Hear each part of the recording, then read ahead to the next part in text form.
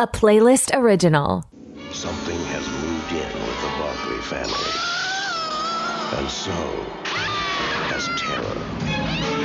Child's Play. You wish it was only make-believe. Rated R. Starts Wednesday, November 9th at a theater near you. All right, hello everyone, and welcome to another episode of Back to the Blockbuster with your hosts Gaius and Jackson. Recording 2 episodes today on November 13th, which should be really fun. And this is the 2 anniversary episodes. I mean, I feel like we did mix in some anniversary episodes during the whole Tales of Horror, but right, this is like they're 2 proper anniversary episodes that are both horror movies, which feels like we're kind of doing the Tales of Horror thing again. I know it still feels like we haven't really left Halloween behind, but interesting release dates for these horror movies. It seems like they got bumped off the Halloween calendar back when they were coming out. They both feel like September, October movies, but oh well. Yeah, and they're both gonna be really fun. Like we're doing Child's Play for the first one that you're hearing right now, and then we have 2 guests on for I Still Know What You Did Last Summer, which will be fun because one of them is a guest that you guys really do like when he pops up on the show, because he is an infectious personality and he loves to chat these movies up. He also has he said a fun story about Jennifer Love Hewitt for that episode. So great, that'll be fun for her to share on that.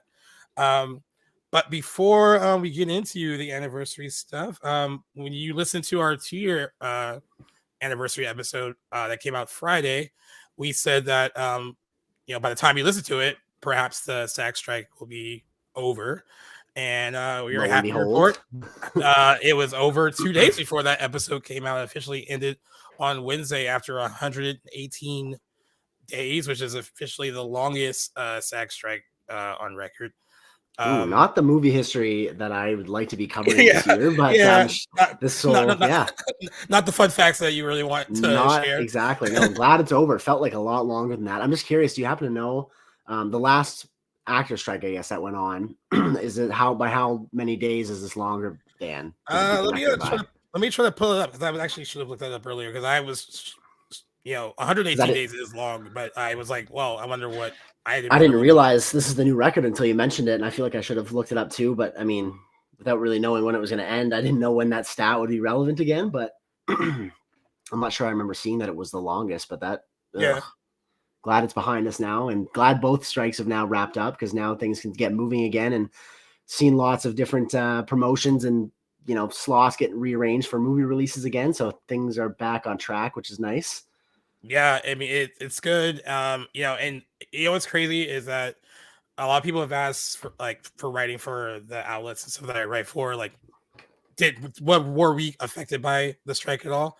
And I think depending on what you do for each outlet, whether it's news or if it's just doing features, right, they found a way to pivot where we were still pretty busy, and of course, like, the strike itself was news too. True, yeah. But there was almost immediate change for all 3 outlets that I've been writing for, because PR people right away started sending emails about wanting to book their talent for interviews between basically the day the strike ended and the end of the year, because it's award season. There's still some stuff coming out movie wise, not just award season movies, but you got stuff like Aquaman and Wonka coming out in December. So there's still some big releases on the calendar, and they want to get their talent set up for interviews. And that was literally after I think the strike ended Wednesday, and then I think 2 hours later we started seeing emails about when can they book their talent for upcoming interviews. So that was something that I was like, well, it was like a little overwhelming, because it was right away. And I think I was messaging you because we were talking, because I made that joke about the Marvels and like Kevin Feige basically being like trying to book them on Jimmy Kimmel like right now instantly, to save the movie. And I wasn't too far off, because Brie Larson ended up doing the Tonight Show with Jimmy Fallon on Friday. Aman Vellani, who plays Ms. Marvel, made like a surprise appearance at the El Capitan Theater showing the movie with the director Nia DaCosta. Mm-hmm. Everyone was posting from the movie all this behind the scenes stuff on their Instagrams and Twitters and everything. So it was, they They tried to. They tried a little bit in vain, it seems. A little bit too late. Yeah, a little last According to the- minute, last Yeah. minute media blitz to get the word out. I will say this too, like for a lot of actors who I follow on social media, whether they're big ones or more indie or smaller actors, they were just so excited to post stuff about movies that had come out that they made during the strike and just kind of share like what those movies meant to them and how much it was unfortunate that they couldn't talk about them. So a lot of people were sharing like behind the scenes stuff from a lot of movies that came out during that 118-day period, and they finally got to speak on and then thank all the people that worked on the movies Right. and TV shows, and it was cool. It was nice to see that they were able to finally like talk about something they were proud of and Right. not be held back by the strike. So that was refreshing to see, and I'm glad that we're kind of back to normal. I mean, I'm glad this is all done before award season because this is exactly. this might be a pretty fun award season. It seems like.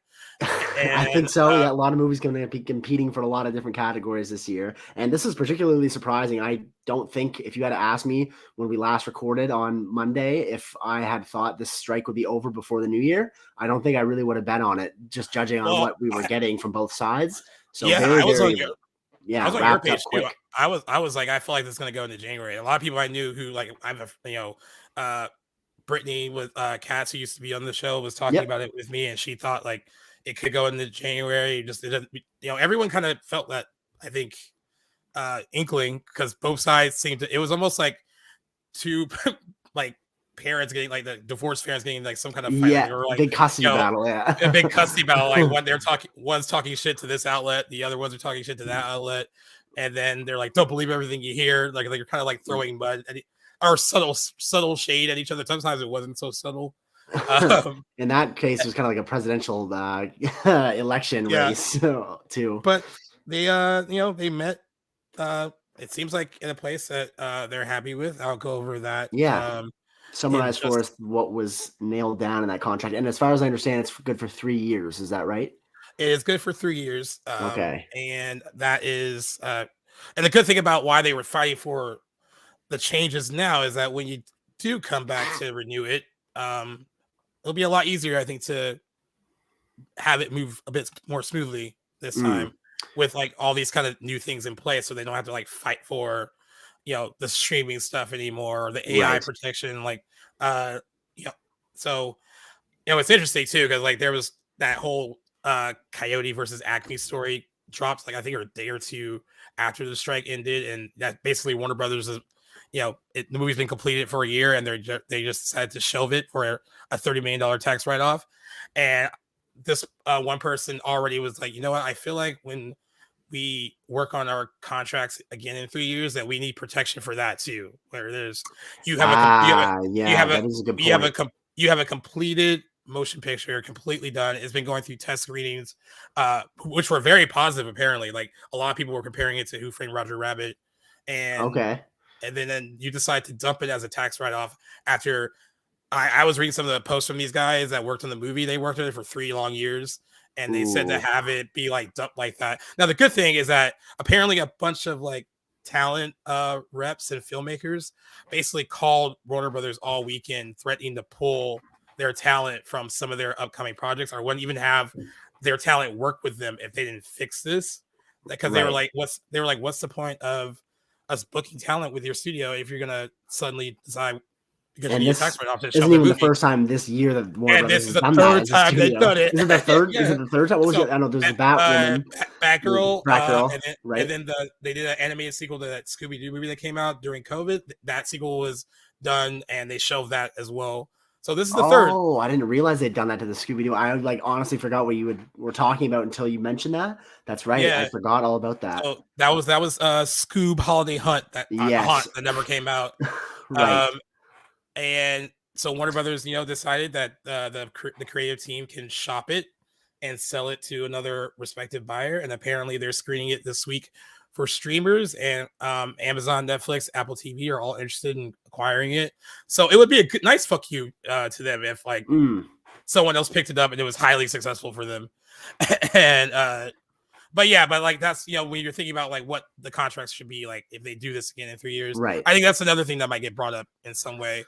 I bet you're right. That's a great point, and it should, because there's a precedent starting to get set by Warner Brothers doing it and just getting away with it. Essentially, I have a feeling, and I wouldn't know, but I bet something like that must be like somewhere in a clause when you sign on the dotted line to work with Warner Brothers Studios, that they must have like final say on what happens to the finished product. But yeah, I would guess anyway. If not, then it's about time that there is. But definitely disappointing for all the artists that spent, like you said, months and years working on these things. It's definitely disappointing. I mean, this is like a live action animated movie hybrid. So, I mean, I'm assuming that not even the beyond like, the actual principal photography, I imagine like the post-production must be insanely very long, lengthy. too. Yeah, definitely. And like, and I was reading some of their stuff on Twitter and everything.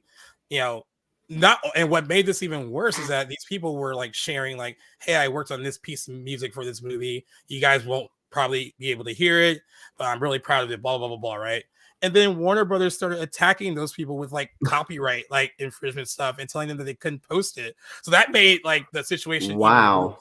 And so I think that is why they were getting so many angry calls. I didn't realize all this drama had unfolded over the weekend. That is nuts. Yeah, I'm trying to find like when the longest SAG-AFTRA is, but it's kind of before 2023. Yeah, I felt like one was on 1960. It was 1960. It was 6 weeks. Okay, nothing like this. Else. Nothing like that at all. They definitely don't come around too often. There was one in 2000 that wasn't that long either. So I mean, I don't know. This is unprecedented, I guess. So 180 days is a lengthy amount of time. I'm also curious how 3 years of AI development will change, and how different the landscape of screenplay writing will be in 3 years, and if studios are going to pine for maybe some not that popular demands in involving AI and screenplay writing. Time, I guess, will tell, but I have a feeling that that's about to change the game, and so hopefully. So what do you have there for the concessions from the contract? I know I read them over once, like just after the news broke, the strike was over, but I'm just curious what was. So I think all the demands were pretty much met, right? Yeah, met, and I think what we have here, they said, is a deal that is worth overall $1.1 billion. And it says actors will now get raises to minimum wages of 7% in the first year. They'll have AI protections that require consent for performers getting digital scans on each film, as well as a requirement that the studios must get consent from an estate if an actor has died. And for the first time, a streaming participation bonus that's worth an estimated $40 million per year, or $120 million throughout the full term of the deal, which gives added residuals for successful shows and movies released through streaming. Other gains include higher caps for the pension and health plans, which was also a big deal for actors making, under a certain amount a year that weren't getting health insurance. Nice. Guardrails against self-taped auditions, higher compensation for background performers. That was another point of contention. Makeup and hairstyling requirements for performers of diverse hair and skin types. I heard that as I was like reading about like a lot of the stuff with the deal. That was another. Having more diversity in that department on set, because that's also very important too. A requirement for intimacy coordinators. A lot of shows and movies are having those now. Interesting. Usually to make both performers feel comfortable, but I mean, in the wake of the Me Too movement, I think it was largely to make female talent feel more comfortable if they're doing love scenes. New language for motion capture performers, and they said much, much more. If you want like the full kind of breakdown of it, it's on Deadline Hollywood Report. It's everywhere now. As of today, they released the full mock-up for it. But I mean, but that's the basis of it, and I think that's pretty huge. And absolutely, just a shame it took this long for studios to really concede to these demands. But glad and proud for everyone in the union that stuck through it as long as they did, because they eventually got what they were fighting for, which is a very happy ending. Yeah, and the minimum wage of 7% within the first year is actually higher than the one that the WGA deal got. That they got 5%, 5% bump, and then the DGA, which a lot of people made fun of the Directors Guild because they did not stand in true solidarity. They got the first deal they were offered and took it, and but theirs was 5% as well. And the SAG-AFTRA did acknowledge that they did not get everything they wanted from the onset, and Oh, okay. 86% of the national board voted to approve the contract and send it to members. But you asked me earlier. I think it has more to do with like my just percentage gains, like stuff like that. Like, oh, maybe we should have got a little bit more when it comes to this. Okay. And then, but Fran Drescher, who is the president of SAG-AFTRA, said that they opened up a new pocket of revenue from which members could be paid, and that the gains made here will grow in future negotiations. So that is another thing, like you said, in the next 3 years when they need to like do this again. This is kind of like the base that's already been set, and this is kind of like the new standard now. Right. So either you'll have 3 years to see how lofty those gains actually are, and see if that's all that was necessary, or if you can maybe move bump it up a notch again and see what you can get. But I honestly think in terms of like this stuff, it will be a lot easier to. Yeah, hopefully you're right. Yeah. It'd be nice to avoid another strike in 3 years' time, but yeah, I agree. So happy for everyone right involved, and I know a lot of people personally. My friend Drew is a grip, and he's worked on like he worked on like Jordan Peele's Nope. He's done like a lot of was a grip on like a bunch of the Star Wars shows for Disney Plus, and he is actually like trying to plan a wedding, and he was like, I need to work. Weddings are expensive. Right. Yeah, weddings are very expensive, and he is very happy to get back to work. So, yeah, certainly, as will be hundreds of thousands of people in the industry now, which is a fantastic big W for the industry all around. Like I know caterers have been brought up a lot of time as like a little pocket of the industry that you wouldn't necessarily think just because actors aren't starring in movies right now. How does that affect them? But like there's tons of, as you mentioned, hundreds of thousands of people in different little areas of the industry that have been off work for months now. So I'm sure everyone is clinking champagne glasses as of Wednesday, as were we, just now that it's nice to see a more fluid movie schedule. Yeah, agreed. Yeah. And like there isn't like a ton of like news just yet to go over, but there are some like immediate things that happened as soon as the strike ended, which kind of confused some people as to why they were hearing about movies being delayed because they're like, oh, the strike's over. So what I think, and so far I think Marvel Disney is the only studio that has announced delays like this, but I think what they're having to do is look at how much of their movies were completed, how much the principal photography was done, right? How long realistically would post-production be, and can we make our original release dates on a lot of these? And I think with some they realized they couldn't, right? And that's why they're delaying. Like the first one that we heard about was Venom Part 3. Some people care about it, I guess. I don't. Yes. You can shuffle that around the schedule for like the next 5 years, and I wouldn't care about it at all. Exactly. I'm with you. But the original, the release date was July 2024, and they've moved it now to November 8th, 2024. Sony always had that date reserved for a Marvel movie, and as it turned out that they reserved that November 8th date for Venom 3 just in case they would look at where they were at and be like, oh, we can't make that July 2024 date. A lot of people asking when a lot of these movies are going to get back to work. A lot of movies, TV shows are getting back in front of the camera right after Thanksgiving break. So that is when a lot of things are going to work. For network TV and everything, there'll be enough time to get at least 10 to 13 episodes of TV ready for like mid-season. So beginning February to May. CBS actually already revealed their lineup. So you'll see a lot more of that kind of coming up on the TV side of things. And this actually might be a blessing in disguise for Marvel. They pushed back a few things after the strike ended. They moved Deadpool 3 from May 3rd, 2024 to July 26th, 2024. Mm-hmm. And then they moved Captain America as well from 2024 release date to February 14th, 2025. They also moved Blade from February 14th, 2025 to November 7th, 2025. Holy, almost a whole year. Right. Marvel's Thunderbolts, which didn't even start production due to the dual strike, now goes from December 20th, 2024 to July 25th, 2025. And I also shifts. I think Fantastic Four is also getting released in 2025. buried in all that is that we're only getting one Marvel movie next year. And Deadpool 3. Yeah. I was going to comment on that if you didn't. That's a crazy change of pace compared to the last 3 or 4 years, which I think is for the best. I think so too. I think that a lot of people are like, there were some fans on Twitter that were like, oh, it's gonna be so weird not having that many Marvel movies come out. But I was like, I think they need that right now. I think the audience needs a rest and a break, and the MCU and Marvel needs to recoup clearly, especially after their string of recent failures, and there's nothing really that pressing coming down the tunnel. So I think it's definitely time to take a breath and re-strategize. And you could lend a little bit more insight as to the whole Marvel's I don't know what you want to call it. I think overall it seems to be like a fiasco. It made how much? 47 million? How do you want me to introduce it? Yes. However you worded it to me off. Yeah, the Marvel's not so marvelous box office performance this weekend. Exactly. By the way, I do not believe in kicking a movie when it's down. I saw it on Thursday. It's perfectly fine. It's not like great MCU.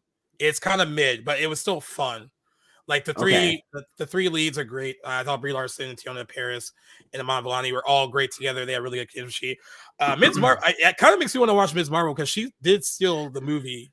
She's very really good. Been the highlight, like the only positives I've heard from people and channels and stuff that I follow about this movie have all praised her, which I thought was surprising to hear. Honestly, I didn't hear a lot of positives from Ms. Marvel from those that I follow that did take the time to check it out, and I kind of found the promo material featuring her to be kind of annoying, but I'm pleasantly surprised though that she has been a highlight for people. Good for her. I'm glad you mentioned that because I thought she was like perfectly fine and I thought she was funny, but also in the back of my head I could also see that character annoying some people, right? Yes, being like the whole fawning over Captain Marvel and the whole G Willikers, it's so cool to be a superhero, right? And she's very youthful and different generation, just kind of, but then didn't really have much going for me. Right. Someone made a point to me though. They're like, well, no one complained about Tom Holland's Spider-Man and Spider-Man Homecoming being all oh gee, Mr. Stark, all into fawning over him. And I was like, interesting contrast there. I hadn't even thought about that. I was like, that's true because that is how he acted. True. Actually, I think he acted that way in Infinity War too. Every time he was around him. So yeah, I get it. Yep. He might have. I guess you can explain that. I guess by him being a very beloved character, where Miss Marvel is kind of brand new to audiences. Maybe that is something in there. Right. So when I'll say, it was fun. There's some really cool action scenes. The effects are mostly good. I mean, it's a $200 million movie, so they better be.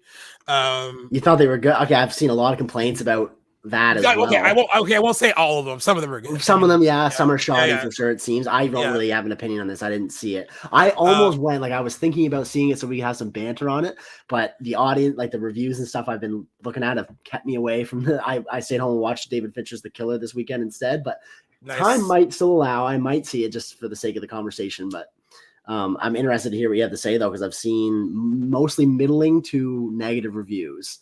Well, so I was trying to think of it this way. It was fun enough. It is short and sweet. It's an hour and 45 minutes. Another thing that was praised. Yeah. So it's short. And, I think so. I've come to the conclusion that the problem with Captain Marvel as a character isn't Brie Larson, because they really tried to up her humor in this a bit and made her less distant. I guess that's the best way to which was a complaint people had from her earlier in her debut movie for sure. But even with that change, I just think the character, because she's Marvel's Superman, so there's no real real weakness really, and you don't really have any doubt that she's gonna triumph over evil. There's no which I think a lot of people complain about. Yeah, our hero's gonna make it. So there's that angle that didn't work. And since that angle doesn't work, it is especially more obvious when the villain sucks, and the villain in this was god awful. It's not. I won't blame the actress who does a fine job. It's just the character and the motivations are just felt very phase 1 MCU. Yes. All right, she didn't feel like a viable threat, really. Mm-hmm. But that's always been kind of an MCU problem. Sometimes their villains don't work. Definitely, more times than not. Really, it's nice that they can back that up by having one of the greatest villain arcs probably in recent memory, maybe of all time, with Thanos. But they've seemed to really be struggling since again, this post Thanos arc, and it's the 33rd movie by now. You'd think that maybe they would adapt a bit. Very surprised that was like one of the overall biggest weak points of the movie, because I've seen that people have agreed with that in unison across the board, that the villain is very forgettable. Very forgettable. The mid-credit scene, I understand the hype, because I was even surprised. I'm glad I avoided it online and didn't know what the mid-credit scene would be. But it's encouraging. I mean, I don't want to spoil it for you unless you already. I've heard of one of. I didn't know if there was a mid and a post credit, or just a post, or just a mid. Apparently there's one at the end that you don't have to stay for. I didn't stay for that, so I don't even know what happened. Okay, so then I'm assuming I know what the mid one is, though. I won't spoil it for viewers that maybe haven't seen it yet, but I know exactly where you're going with that. Which interesting route for the MCU to go down in the next couple movies if they figure this shit out. So I was down for that, and then I got the impression when we got Haley Steinfeld on the Hawkeye series, and then we got a new Cassie Lang in like Ant-Man and the Wasp: Quantumania with Catherine Newton, and then of course Ms. Marvel. That it felt like they were going to be building, because like Young Avengers is a big like comic book, yeah, and I think that is where they're going, because they kind of hinted that, and that could be cool, I guess. I mean, I can see that being more assuming kid friendly, so that might turn some people off. I don't know, but it seems like that's where they're going with that. But you can't have a whole movie that's your main hook is like that. Oh, that cool mid credit scene. No. I think we learned that from like Black Adam, when the big talk was like the Henry Cavill cameo, and I don't think it deserves what it ended up getting, which was the lowest opening weekend for an MCU movie ever, $47 million. It was tracking at 80 million at one point, and then that dropped to 60 to 65, and then we ended up with 47 million. Just to kind of put things in perspective, the first Captain Marvel opened to 153.4 million dollars. Again, a much different time as 2019. Much different time in 2019. That's right. It was the last film before Endgame. I think that had a lot to do with like the hype around that. Absolutely agree. Yep. When I saw that the movie made $6 million on Thursday previews, and then I was like, well, that can't be good, because Captain Marvel made 20.4 million in Thursday previews. So this is like, oh my God. So way off. The good news is it debuted on Rotten Tomatoes with a 54% Rotten score. That went up to 62%. Okay, that's the good news. No. Okay, 62. Yeah. I mean, I guess that's grasping at straws. I know, but the last thing that movie needs, on top of everything, to be like, yo, look, it's also rotten. Right. So at least it's fresh. So I mean, got better reviews than Ant-Man and the Wasp: Quantumania, better reviews than Eternals. So it's not in the Rotten Club. It has an 84% audience score, which I think is still kind of too low for this movie. It's not bad. It got a B cinema score though, which is on the low end of MCU movies. I feel bad for Nia DaCosta, because she's a good filmmaker. I like the stuff that she's. I love Little Woods, and I thought she did a decent job with the Candyman, a spiritual remake, as Shirley Peel called it. But what sucks when like you have failures like this, that is how they're gonna kind of label her. I think that's being attached to a failure like this, and that's not fair. Right. And it's unfortunate, because I'm sure this is not really a Nia DaCosta movie. If you get down to, she's even said that, like exactly. Well, she fucked off to the UK to start another movie, did she not? Like with 2 months of production left, or what's the story there? Well, she did. She said that's true, that she did do that, but like Disney Marvel knew that she had a prior engagement to make this other film. And when they changed the release dates for the Marvels, and they were like, oh, we need to work on this in post-production, she was like available for one release date change, and then available for another one. But they're like, hey, I have a contract to work on this other film, so if it goes beyond this, then I have to go do that. And she said, so some post-production stuff was done remotely. I don't even know how you can really do that. But she didn't abandon the movie, but she did admit that, like, making the Marvels, like, this is a Kevin Feige movie. Like, it's a lot. Doesn't matter whose names on the movie. It's really Kevin Feige and Marvel execs for sure. It comes, all that comes from the top. So like, I get what I don't want to blame her. And I hope I haven't seen that narrative yet, but that can really happen, especially with women, and especially with women of color directing movies. That is why I don't want that narrative to be spun that way. I really don't blame Nia DaCosta much for anything that this movie is getting dragged for. and it's unfortunate that it does go that way. I think I'm interested to see like how Marvel like really accepts this loss and where they choose to channel their blame, if at all, or unless they just kind of close the door and just like have a meeting. Let it go. Right. But definitely I don't think Nia DaCosta's fault. I think this really the circumstances around this movie were its own biggest enemy, and this really could have happened with anybody in the director's chair. Like, it had a lot going against it. What with delays, a bunch of drama on set. I heard this is a lot older now, but delays, reshoots, actors not even really being able to promote the film a whole lot. Like, this was bound to happen for whoever. I think it was like a perfect storm of everything, and I think and I think the one narrative that they will fall on and blame, and it's not a bad one to blame because it's true. The SAG strike did really fuck up promotion for the movie. I mean, would have moved the needle much more if you had like 2 months of the stars like really pimping the movie out. I don't know. But I think that is a big factor when it comes to a movie like this, that it needs to be out there more. And I think this movie also suffered, during the summer too, like when Comic-Con is a big platform for these kind of movies, and because of the strikes, they couldn't do anything there for it that could have promoted it. I think that's a big reason why it didn't do well. And I hate to start this too, but I've seen it online so much, and there is still this, it's not just Brie Larson now, there is still this kind of like deep-seated shade, kind of like dislike for female-led superhero movies. I keep reading it and seeing it, and I think that has a lot to do with it. I saw someone complaining about how like the movie was too much girl power and too female, and I was like, well, what the hell do you want it to be? It's 3 female superheroes like leading the movie. What else would it be? Would it be is not promoting that kind of like unity amongst that is what the movie is, like them learning to work together and blah blah blah blah. I don't see anything wrong with that narrative at all. It just seems a bit sexist because I'm only seeing dudes complain about this. Right. I honestly, I haven't. I probably am not on the same. I'm not that active on Twitter per se. I've seen not too much.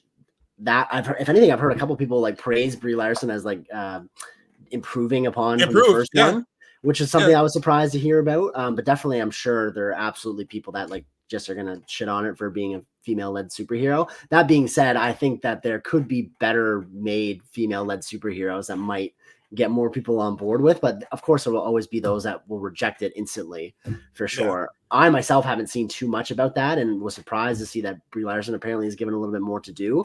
On that note, though, I'm curious if do you think she'll be coming back for a third, if that is in the future?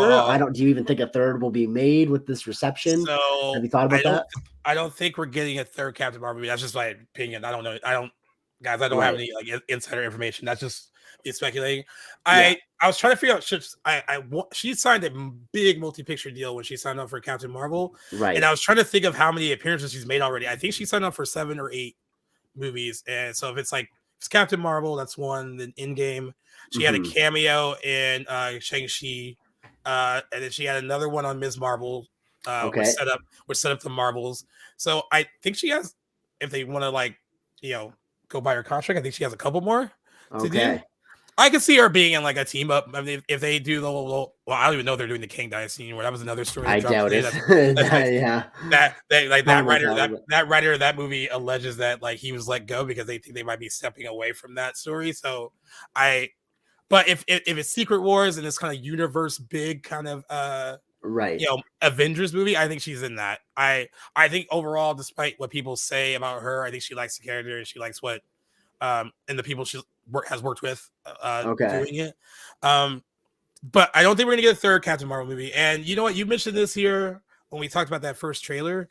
And you were like, it doesn't really feel like a proper sequel to Captain Marvel. While watching it, I felt the same way. Is that right? Even though she has a lot of screen time, and of course she's in the movie a ton. Like but it's clearly like a 3-person led movie. Like one person doesn't overshadow the other really, and they all have their own like kind of character arcs. But it's not a diss on Disney Plus shows at all because I've liked some of them, but it felt more like a TV show than a film. I've heard that as well. levied a little bit more harshly than you have. But yeah, I do think that pivot to like having like the three leads as opposed to it just being a direct, Captain Marvel 2 Brie Larson show was sort of like in response to some of the negative criticism of her in the role from the first. Am I crazy for suggesting that? I feel like that's probably where that idea came from. I don't know if it necessarily was the right call. It doesn't seem like, although I've heard praise for how they, the chemistry between the three leads, but yeah, they're very good. They're very good together, but it doesn't feel like it's her movie. So I didn't know. Right. I was like, was the intention always to make it like this? Like to not really have it be like a proper sequel, but this is more like promoting these characters too, and like fully, and also too, they say that you don't need any prior knowledge of like WandaVision or Ms. Marvel. I find that to be true. I watched WandaVision from start to finish, loved it. I still think it's the best of the other ones I watched. It's the best of the Disney Plus Marvel shows. I had to really wreck my brain about where we left off with the Rambo character on the show. And I was like, wait, how did she get here? And blah blah blah. And like I was like really trying to wreck. I had to ask my brother, like, hey, remind me of like where this left off because I couldn't remember. And then of course I didn't watch Ms. Marvel. Right. And there is some kind of like while watching it, like it's not like it's gaping plot holes that you're missing. Right. But you're feeling like you're missing some kind of dynamic because you didn't watch it. I would imagine. So totally. Yeah. I'm sure Secret Invasion probably would have benefited members who went to see this, or if they hadn't seen it, might fill in some gaps too. I hear there's a lot.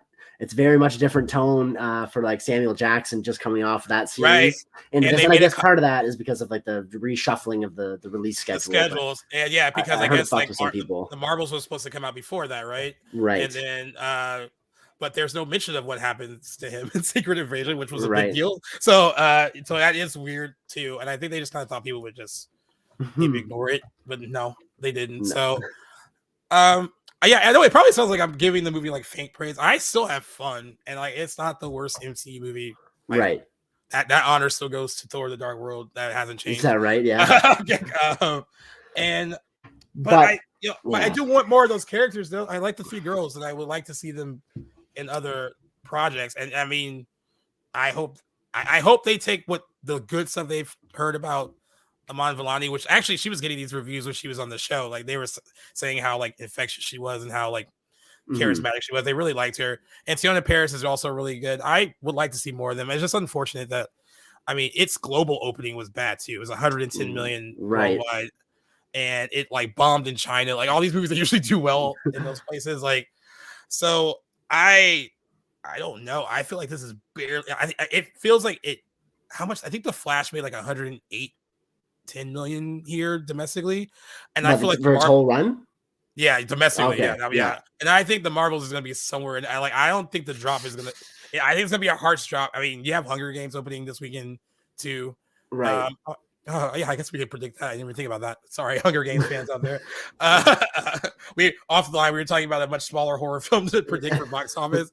I forgot all about that too. I forgot Hunger Games was coming out as I was speaking about this now, but yeah, I think it's gonna drop like a crater. Unfortunately, unfortunately, I think so too. It's looking like it's slated for one of the $200 million movie that hasn't even included. Well, IMDb has it as 220, and then that's what we really know about. yeah. So definitely looks like going to be another financial loss. Can only imagine this is going to lead to some sort of.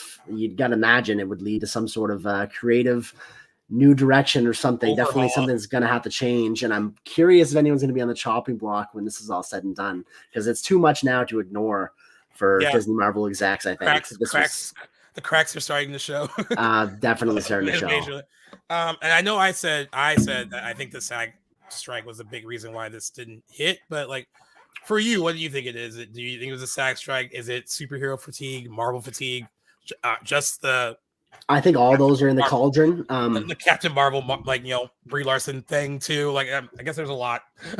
I think there are a lot. It's going to come. Some probably outweigh more than others. I do think the SAG strike is probably you could throw that in there as a possible. I don't think that this movie would have necessarily had like a complete box office takeover if they had another month of marketing or the actors out there promoting the movie. I think it still would have done poorly because this seems to have been predicted for a long time.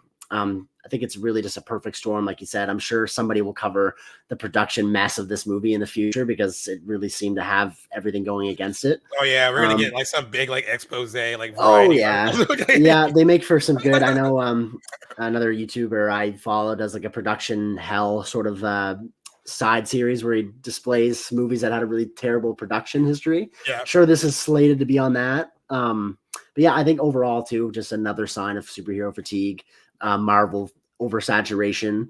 So it's kind of, and I'm totally in that camp. I mean, I haven't really followed them in a long time now, and this is, I think I've seen a lot of people too that I've seen defending Marvel for a long time sort of give up with this movie online. Yeah, they're like, Think it's kind of like the straw that's breaking the camel's back, and it's something that people have been defending for a while. And not everyone feels that way, but certainly I'm noticing more and more.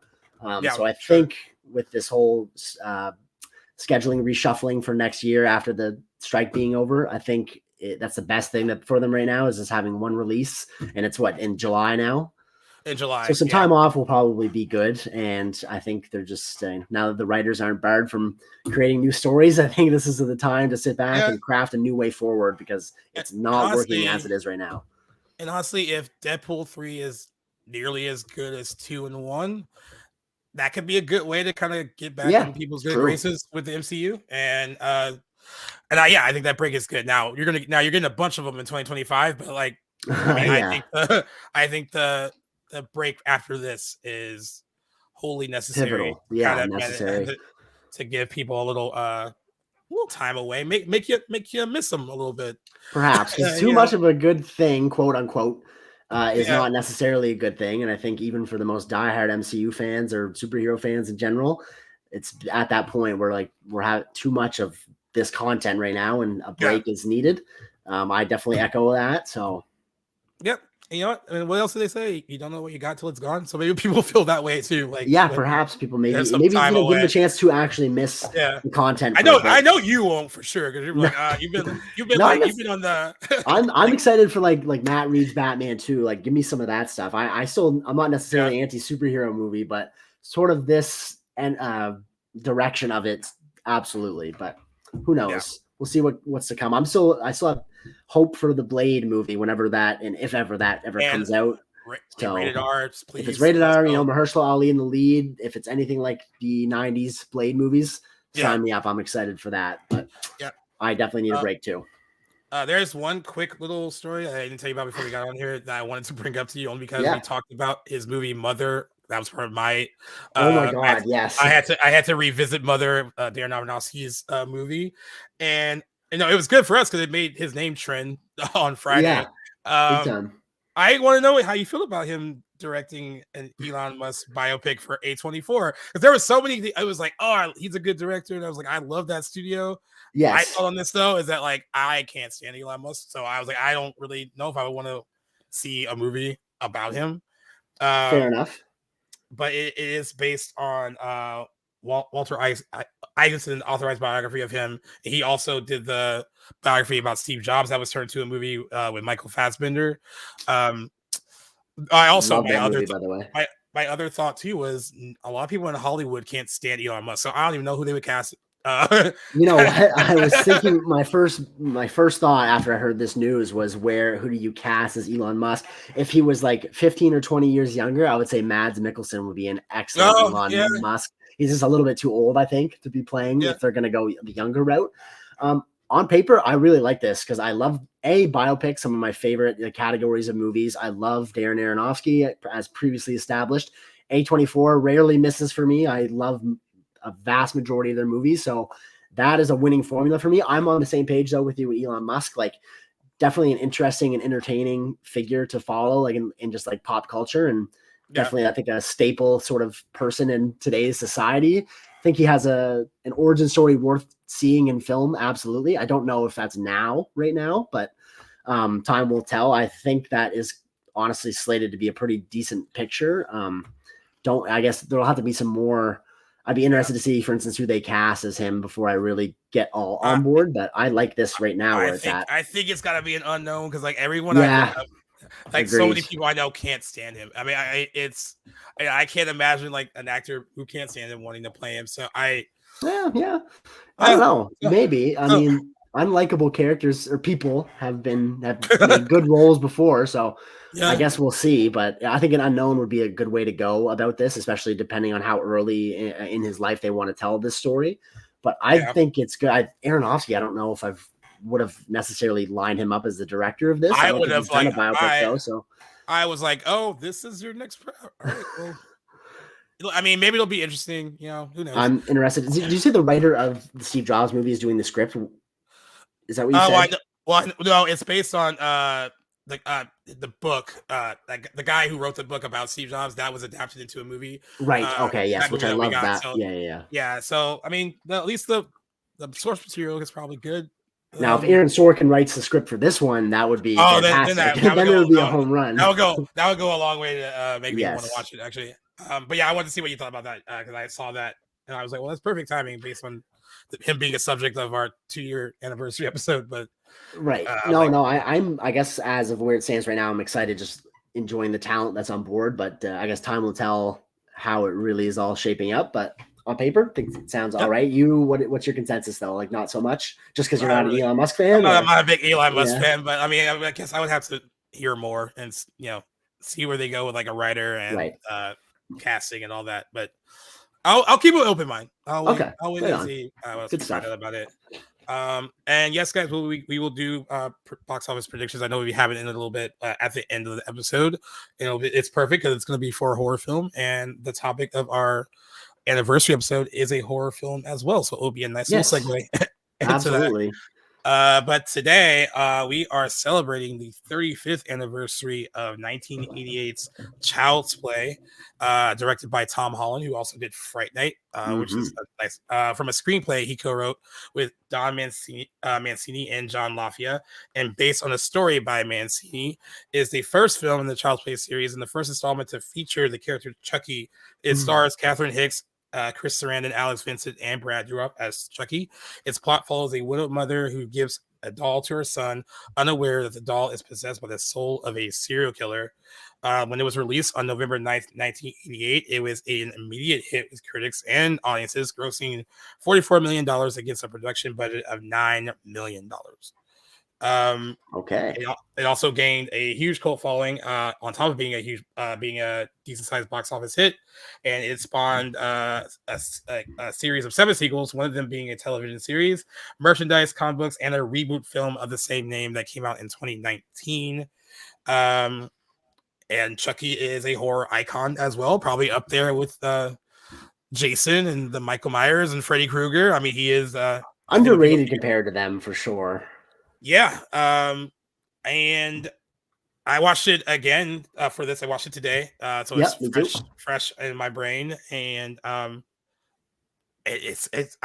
like more about it every time I watch it. Every time, yeah. This is my second watch of it. What about you? How many times have you seen? I've seen this so many times. Okay, it was like a staple growing up because nice. But also when I was like kind of afraid of, because like I used to have when I was a kid.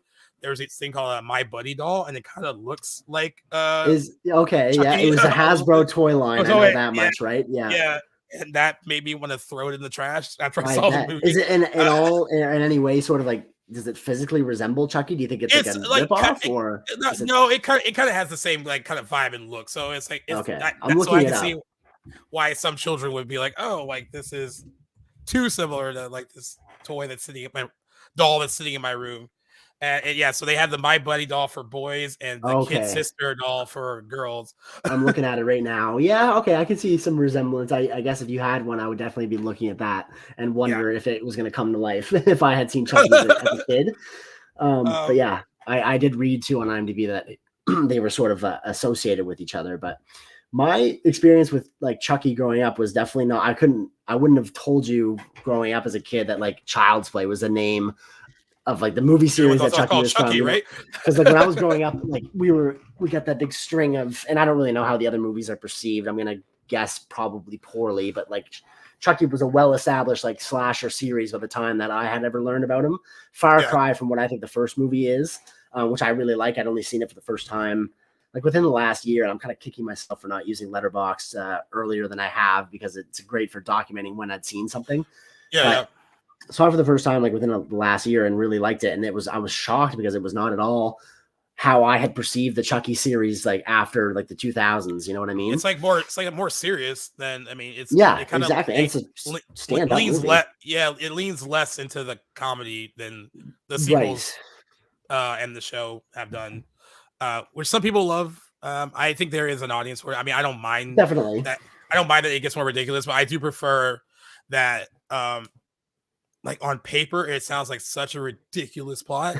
Yes, it does. But they sell it in and they take it seriously in a way that's not pretentious, but like it's handled so realistically that it like somehow works. Like it works Absolutely, like really well. Definitely. But on paper, that sounds like I was like, that sounds strange. Especially for the time where that wasn't really like the norm, I guess. Like now it seems like dolls that are alive are like a horror movie staple, but I'm not sure if that was the thing in 1988. Yeah. Don Mancini said that when he wrote it, he wanted to kind of speak on the whole kind of like commercialism involved like with marketing to children and like all that kind of stuff. So his original script for Child's Play is a lot darker than what we got. It's a shame. So his original script, the mom, for instance, she worked for the company that produced the Good Guy doll. So she was more like her being a figurehead of it made it more, I guess, made that character a bit more interesting too, because like she's responsible for this thing getting out there. Right. The original title was Batteries Not Included, but Steven Spielberg was developing a movie of the same name at the time, so they changed it to Blood Buddy, and then they eventually got to Child's Play. The Blood Buddy title, because in the original script, the doll was so realistic that it had like synthetic blood. So if you hurt the doll too much, it would actually bleed. Okay.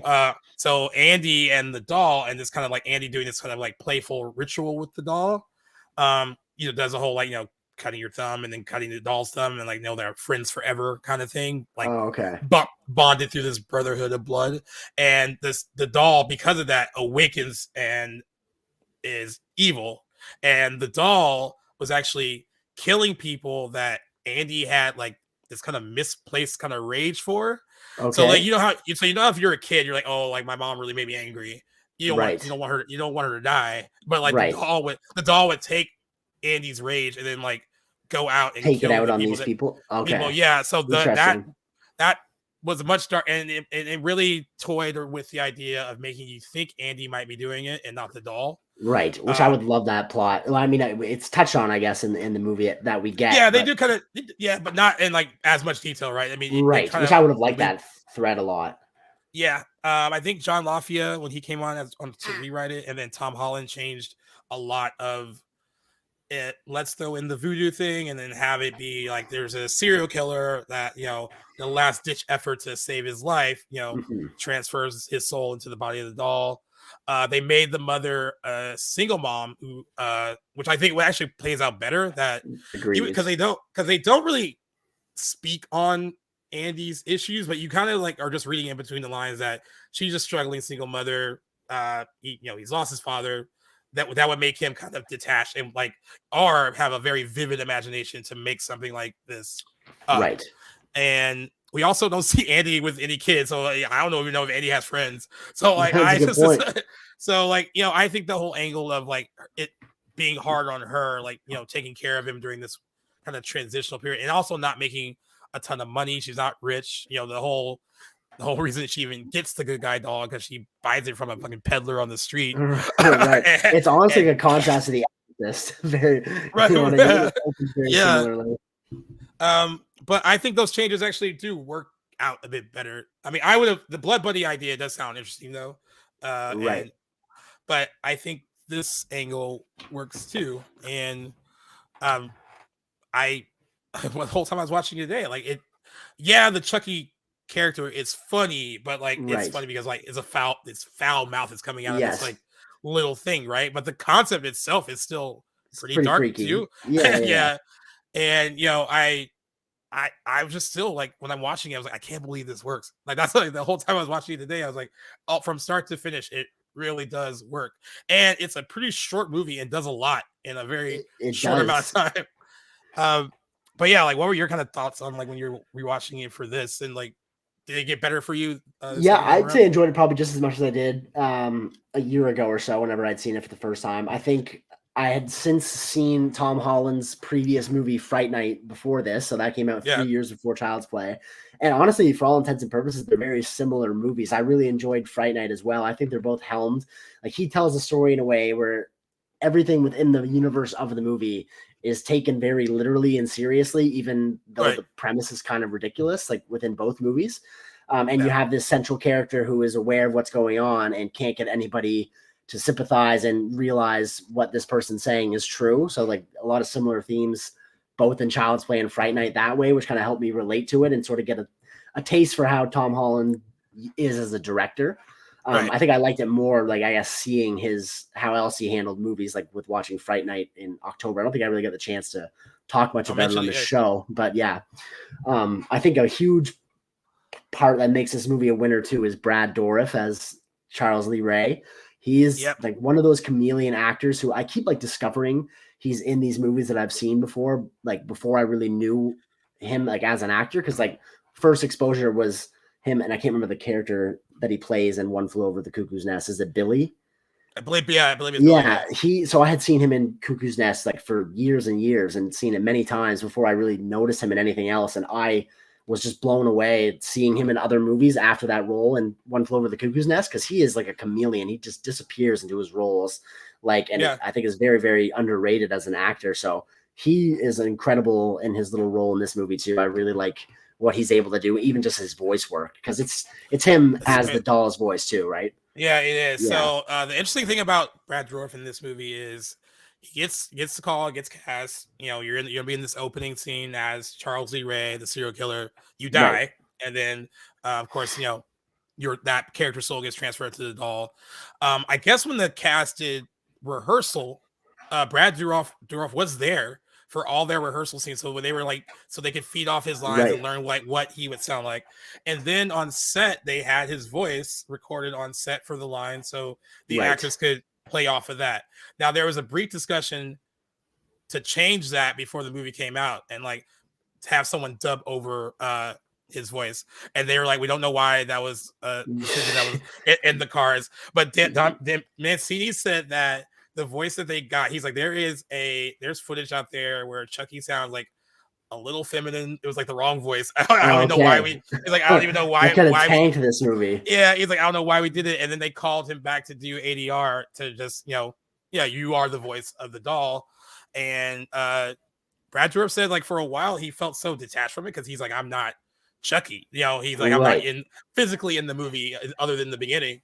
And it wasn't until, you know, probably until he started doing the sequels and all that, that he saw how linked he was to that part, and how, because it's great voice work.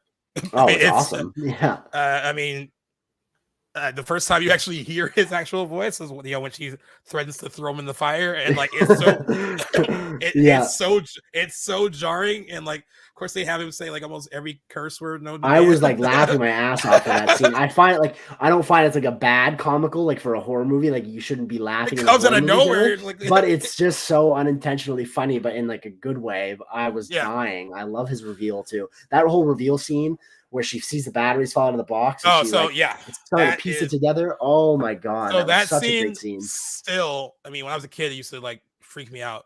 I don't get scared by it anymore, but it's so well done. So well done, like, yes. Because, you know, the whole movie, like, you know, hey, Chucky isn't real, telling her son, she thinks something's wrong with her son. Like, now he's being held, like basically, you know, so they can like see what's wrong with him, like medically, you know, something wrong with his mind, or like, is he losing it? She thinks she might lose her son. And then the batteries fall out the box, and she's just like, fuck, this thing has been like talking this whole time. Possibly without the batteries in it, but you know, sometimes those things could have the batteries included in the doll already. So, but when she flips the back open and his head does like that whole like does a 180, 180 turn, it's like such a well done, like probably one of the best horror movie scenes. I think. Absolutely, like, and I don't feel like it gets enough love. It's really an awesome sequence, and the fact that, you know, he could have easily revealed himself properly there. That he's just toying with her at that point, doing that.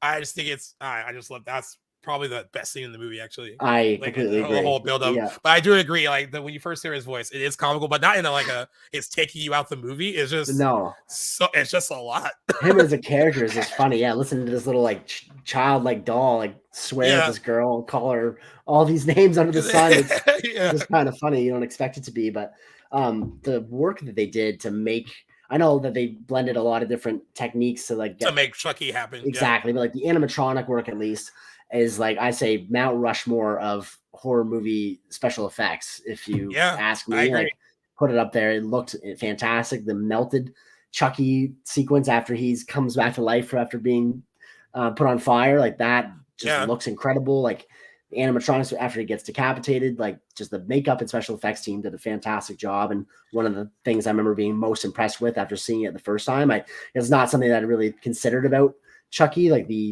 all the imagery I would have seen of him growing up was like the 90s and 2000s ones where it was just kind of more like CGI. Like all messed up and all that too. Like exactly. I guess like the starting with like Bride of Chucky and all, like yeah, it is great work. Kevin Yeager did, I guess, the stuff for Chucky, at least designed. He actually ended up marrying Catherine Hicks, who plays Andy's mother. Yes. They are still together, so I think that's a fun little story about how they met. Because I think on one of the special features, they're like, he's like, yeah, through all this like blood and mayhem and murder, like two people found love, and I thought that was really, really sweet story. I'd read too that Kevin Yeager and Brad Dourif hadn't met until like 2018. 2018, even though they both created this together, created this iconic thing, and like they never got to meet each other till way late in the game, which I think is pretty interesting too. But yeah, Chucky is a combination of animatronics. Sometimes they use a little person actor to do some scenes. I think that where he's definitely when he's set on fire. Definitely, there's another one where he drops down from the chimney when he breaks back into the house to go after Andy. That's another scene with a little actor, and then someone he's like walking down the halls. They said they made like the rooms of the house like 30% larger, so it would look like movie magic, baby. Movie magic. I know. That's awesome. So it's a combination of a lot of things that made it work, and it all is pretty seamless too. Exactly. You never know. I didn't know. It was only after watching and reading about the movie afterwards that I'd realized that little people were used to capture Chucky. I was like, that you can't even really tell at all. Very impressive.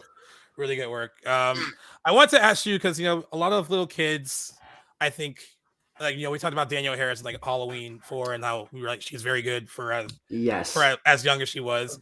I used to think differently about Alex Vincent when I was in past viewings of it, where I was like, oh, I don't know if this kid's that good. I felt differently this time. There was some stuff that I thought that he handled really well, and then I was like, well, he's supposed to be 6, so and like he is actually like, 6. Yeah, 6 years old. Filming, which is crazy. So like there is this like this childlike kind of innocence that that you get when and kind of it not being too polished when you're that young. That maybe I judged him too harshly in past viewings of it. But I do want to ask you what you thought of him as any. Well, so I was reflecting on this while watching because I was getting a little bit annoyed at his line delivery. It was just very whiny. I just felt like kids don't actually talk like that. So it came across as like an actual child reciting lines, which is obviously what is going on. That being said, I think the actual Alex Vincent for a 6-year-old and having as much screen time as he did in this movie did a great job. Like I don't even think they would really bother getting 6-year-olds to like actually speak that many lines in a movie like in this day and age. So I don't really have a gripe with him. Like as a child actor, he does a good job, but I wish the character had been written as older because I found just by nature of it being kind of like a whiny toddler because he's very youthful looking even as a 6-year-old. Well, how much older would you have made him? Like 8 to 10, even a couple of years ago, make a big difference. And then you get like, there's a scene where he travels by train into the dark side or the bad side of in town. Chicago. No one, exactly. No one's batting an eye. So this is clearly he's like alone a kindergarten age kid. So I think that would have been not that. I was thinking about that today too when I was watching it. I was like, grown people can't get through Chicago like that. Exactly. So like that would have just made it a little bit easier to digest. But again, I was kind of annoyed at some lines that he would deliver. Like I won't, for the sake of the audience, like try and recite any myself, but that whiny sort of delivery that Alex Vincent had just by nature of him being a 6-year-old kind of got under my skin a little bit, but it's not really his fault. I just wish maybe the character had been written a little older, but I guess it makes not like you have 10-year-olds walking around with life-size dolls. So maybe that's true. Something to consider. Apparently his audition scene was the scene where he has to say it. Chucky said that Aunt Maggie was a real bitch and she got what she deserved, which is funnier coming out of a kid's mouth. Yeah. I still because when I'm watching that scene today, and he says it so innocently too. But I also, and the other part of my brain is like imagining Chucky telling him that, and how funny that would be. But yeah, he said that was his audition scene, and he felt really weird about saying bitch and didn't want to say it, and kept stopping before. And then and they were like, okay, he kept saying that he forgot the line. They're like, okay, we'll do it again. And he kept saying he forgot it, and then it came back. I think it was like a third or fourth time, and he was like, I just don't know. I'm really scared about saying it. And then they were like, oh, we really thought you forgot the line. And then they were like, well, this kid's good. If he can make us think that he just forgot the line. It's true that. And I also thought it was interesting, too, that Catherine Hicks, who people, if they don't know her from this, they know her as the mom from Seventh Heaven. Oh, my God. You're right. Yeah. Wow. She was not a mom at the time when she made the movie. Huh. And she said that it took a little bit to bond with him, and she said thankfully during the rehearsal process is when they clicked. But she didn't know how to really act with kids, and I think he could kind of pick that up from her that she didn't really know how to act with kids in general. And they said that it was either his actual mom basically went up to her and gave her this little locket or something. It was like, hey, give them this and say it's from you, and it's a gift from you to him. And that is what changed things, I guess, where she was like, hey, you can have this thing. I guess he actually to this day still has it. Okay. But after that is when by the time they started shooting the actual movie, they were completely in sync by then. But I thought she was very convincing as a mother figure. I think that I'm glad they changed that, because I think that is what makes that relationship work, is that she's trying so hard to please her kid, and this is a lot of the stuff that's going on there is you're kind of assuming it in your own mind that she's widowed and the dad's not alive anymore, and this has been hard on both of them. So there's a lot of stuff that you're putting together in your brain as to why this would be a very difficult situation for both of them, right? And it's actually a pretty well written relationship, I think. Oh, very much so. Yeah. There's that one scene where that I think actually works, where she's basically saying that you need to tell them the truth or they're going to take you away from me.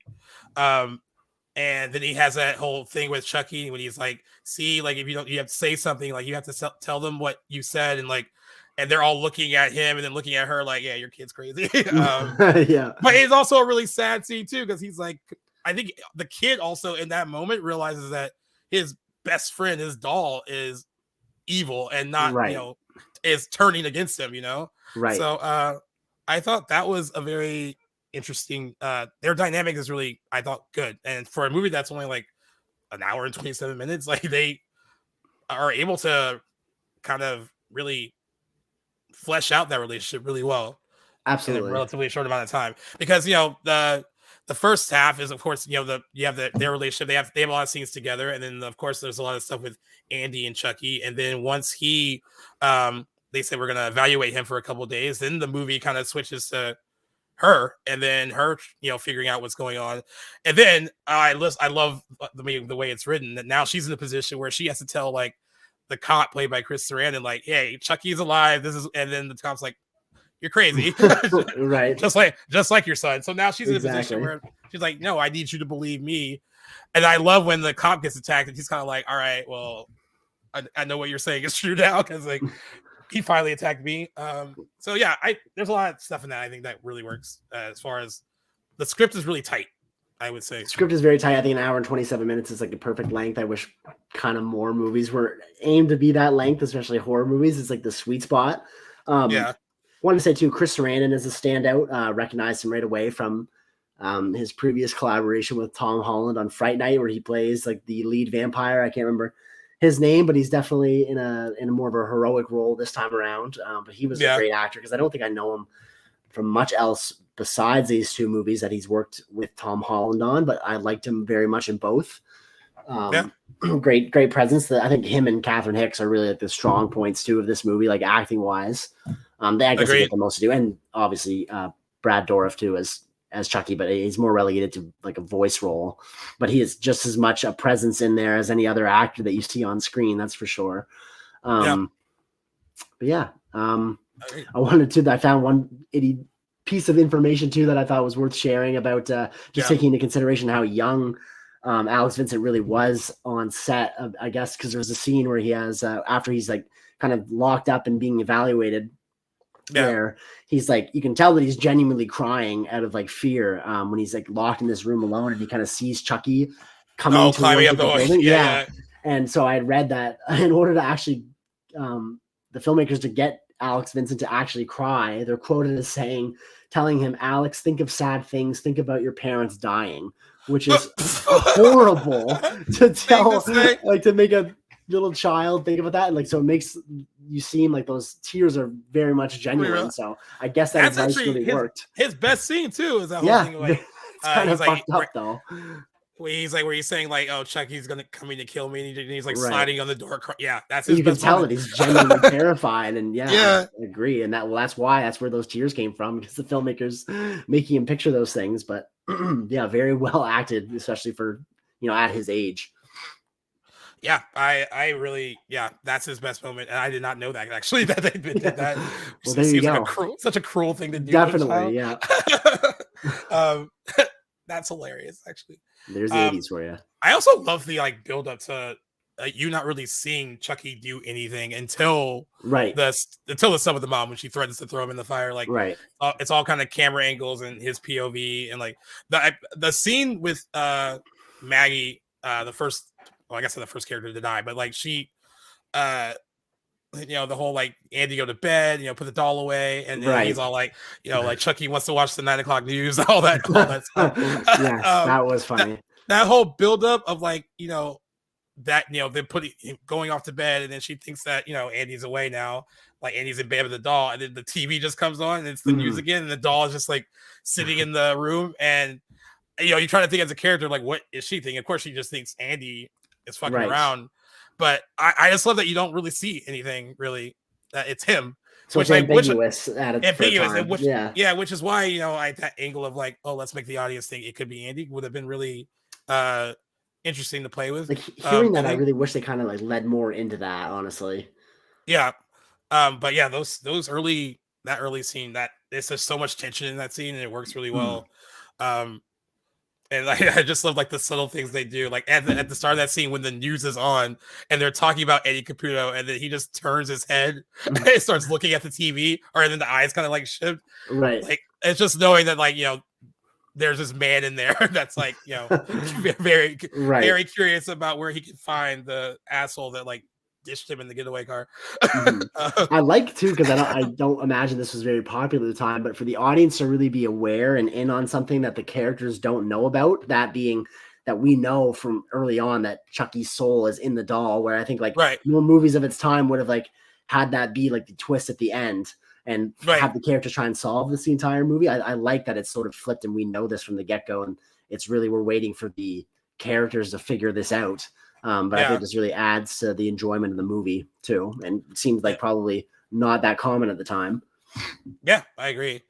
I'm a friend that thinks like the voodoo stuff angle is kind of cheesy. It takes him out. But I don't know what other way. I mean, other than the original idea that he had for the movie. I don't know which one sounds more ridiculous. It's the dog bleeding synthetic blood, and that happens to have this supernatural like event that awakens the doll, or I felt like the voodoo thing was an easy explanation. Like, yeah, this is why this. It's obscure enough that maybe it'll work. And honestly, it makes you believe that the serial killer would kind of dabble in some kind of black magic, maybe, and be interested in it. I think it does. I think it's fine. I don't think it. I think it. Yeah. As far as like supernatural explanations go, I think that one works just fine. I had no problems with it. Now, why homie would keep a voodoo doll of him? Himself. I understand that, but even that scene really works too. It's just so like watching him just break the dude's legs and it's so pretty great. nasty stuff. And I love when he just realizes that like we realize who he can like put his soul into now, and he's like, oh, the first person I told this to was a 6-year-old kid. he's like, I'm gonna be 6 years old again. Like, yeah, which is another wild premise. Yeah, and the implications of that happen. Like, if he was able to get that to work, and then he would just be a missing child serial killer, I guess. At this point, that's also pretty frightening. Also, another complaint, I've heard this a lot, and I'm just going to assume, I've always assumed this to be the case. There's always people that are like, man, like the doll's so fucking little, you just like kick it and like throw it around. Like, right. how's it able to take down all these people? I always assumed that the doll had man strength only because there's a guy's full-grown man inside the doll. So right. I always thought that's why he was kind of strong, and they weren't able to just like fling him around and like, punt him, if you will. Right. I think that just make it too easy to sort of work around. So I guess it's something, just one of those things I turn my brain off for and don't really get into the dynamic, I guess, the physics behind it. But I can see why people might have an issue with it. But I mean, you're watching a movie about a killer doll, like. I don't think you got to go too far into it to really think about how it's like one of those mechanics work. Pick your battles kind of Pick your battles, exactly. But never been an issue for me anyway. Yeah, I think it. Yeah, I just always like in my mind I was like, yeah, I think that's a great explanation, honestly. Yeah, and I'm cool with that. Yeah, I mean, if he's gonna have his like thoughts and memories and motivations, why not have his strength as well, right? You don't really need to have rules of this. Yeah. Now we know you like your horror films to have a bit more violence and gore and all that. There's not a ton. No, and that's not an issue for me though. Okay, all right. I was like, what score are you going to give? Like the the blood and guts. You get a decent amount of the blood. It looks, at least in the violence, like looks real, and I think it's adequate enough. I mean, it's an '80s movie, I guess. Yeah. I think for it being of its era, I think it is fine with what it decides to show on screen. Never been an issue for me, and I think for what it does lack in sort of like blood and guts, I think it makes up for in like actually having an interesting and original and well-helmed story behind it. So I'm definitely willing to forgive. I wouldn't even really call it a gripe that I have with this movie. You're absolutely right, though. I do like my movies a little bit on the more disturbing side, and this I wouldn't even really consider it. I never saw it at an age where it could scare me. So hard to like call it that, but it's a good, well-crafted movie, and at the end of the day, that's what I really like it for. Yeah, I think as a kid, it would definitely scare you if you were a child. Sure, definitely, and like the Chucky like TV spots I would have seen as like a 6-year-old would have done that for me. I'm watching as an adult, though. I still think it's a really well-crafted horror movie. Agreed. And I kind of wish, but I think because of the nature of like the character and how kind of ridiculous it could be over time, I think there was only one option, and that was to lean in more on comedy as the sequels progress. Right. I don't know if you can constantly make this concept serious every single time. Right. So sure I get it. Right. I like Child's Play 2. It's a much different movie than this. And it's also kind of depressing because Andy ends up in like a foster home, like because they don't believe what the mom and all that from the original movie. Do they bring back Catherine Hicks in the second one? No, just her picture. You only get to see her picture, but Alex Vincent is in it. Brad Dourif too, right? Yeah, I think her name's Catherine Sullivan that plays his foster sister. She's actually become a fan favorite. She's on the Chucky TV series as well. She has appeared on it.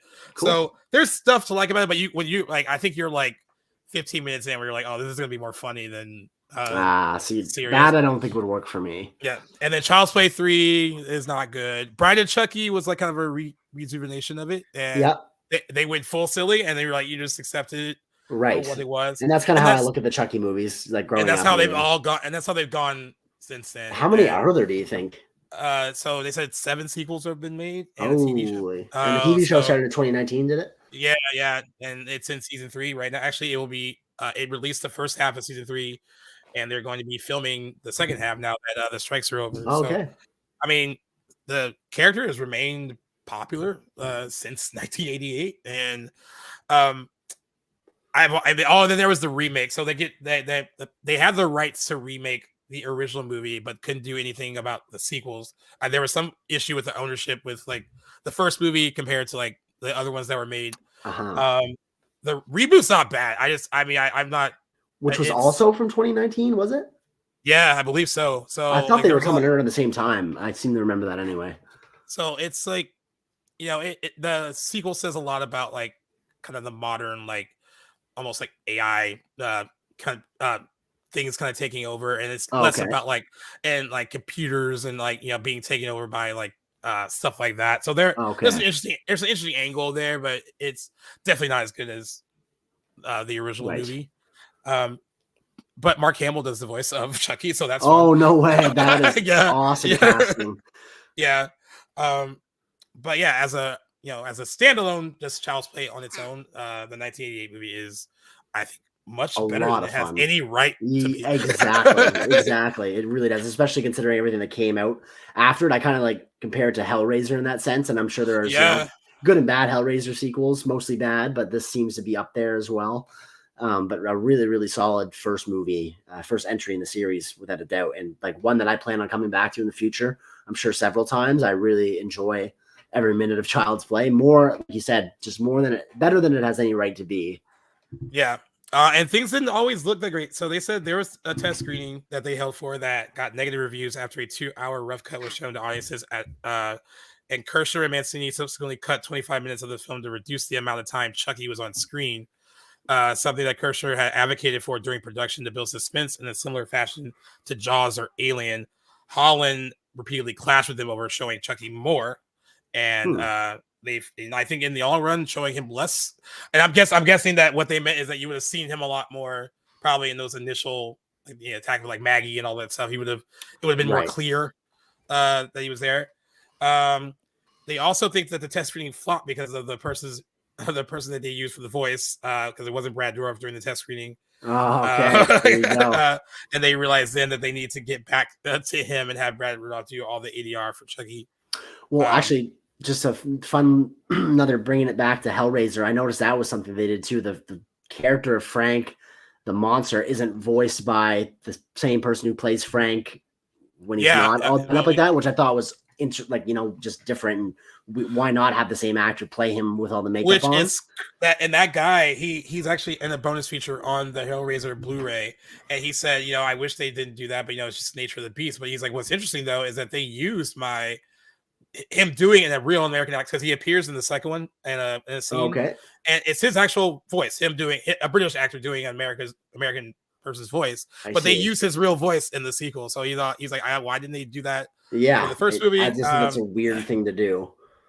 But yeah, it was. I think that's really interesting, and like I can't imagine anyone else doing the voice of Chucky, even though Mark Hamill was a adequate, substitute. That's a good person to pick too. He's a great voice actor too. I mean, he's done a lot of stuff with the Batman animated series with Joker and all that. Right. Like he's a fantastic voice actor. But Brad Dourif gives Chucky so much personality.